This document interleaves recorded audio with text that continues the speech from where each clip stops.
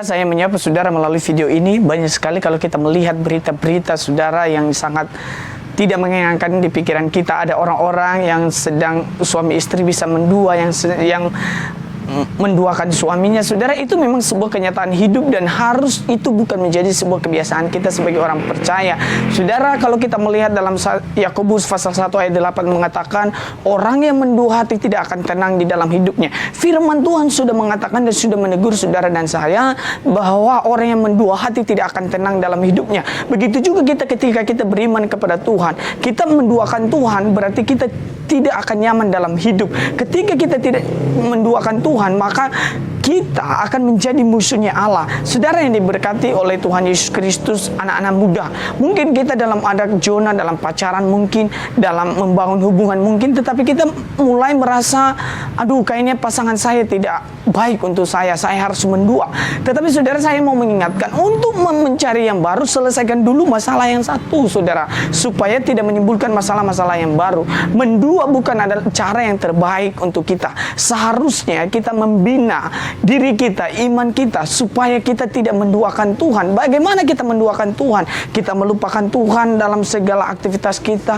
Kita sudah tidak mau berdoa lagi. Kita hanya berdoa ketika kita ke gereja. Kita hanya berdoa ketika kita disuruh berdoa. Kita tidak mempunyai inisiatif. Saudara, anak-anak muda dimanapun saudara berada, mari jangan menduakan pasanganmu, jangan menduakan Tuhanmu, jangan menduakan segala-galanya yang ada di saat-saat seperti ini, saudara. Saudara, mendua berarti kita ada nomor satu dan nomor dua.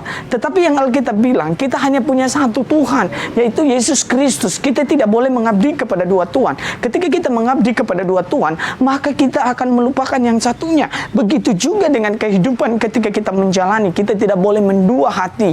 Kita tidak boleh pelang, kita tidak boleh lagi mencari kesalahan orang, tetapi kita harus fokus satu, bahwa segala sesuatunya pasti mendatangkan kebaikan bagi saudara dan saya. Nah saudara, ketika saudara ada di dalam posisi mendua, maka pesan saya, mari kita berubah pola pikir kita, mari kita bertobat, mari kita kembali kepada citra diri kita sebagai umat Allah, sebagai umat Kristus Yesus yang sudah dimerdekakan.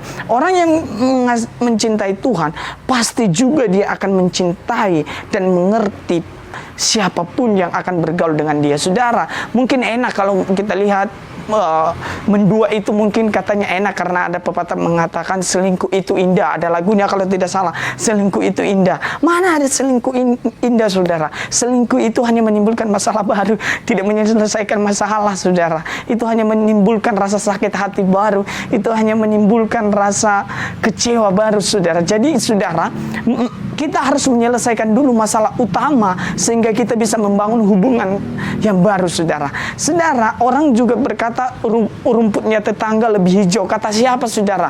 Ketika kita mengatakan demikian, berarti kita sedang ada di dalam zona iman yang tidak nyaman, saudara.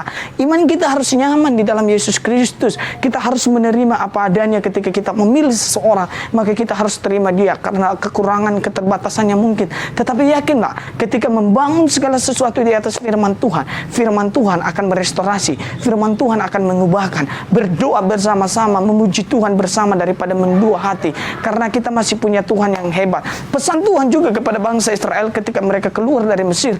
Tuhan berkata kepada mereka, jangan mencoba kamu berzina dengan Allah-Allah lain. Jangan kamu mencoba menduakan Tuhan. Ketika mereka menduakan Tuhan, apa yang terjadi? Hukuman Tuhan terjadi atas hidup mereka. Demikian kita juga, saudara. Ketika kita menduakan Tuhan, ketika kita menduakan segala sesuatu, ketika kita tidak konsisten dalam segala sesuatu, maka saya percaya hukuman juga ada dalam hati kita. Mungkin kita tidak merasakan sekarang, nanti kita akan bisa rasakan. Nanti kita bisa rasakan dampaknya. Ketika seseorang sedang merasakan nyaman dengan lingkungan saya dan percaya, semuanya pasti tidak aman sebenarnya, saudara. Tetapi dibuat aman saja.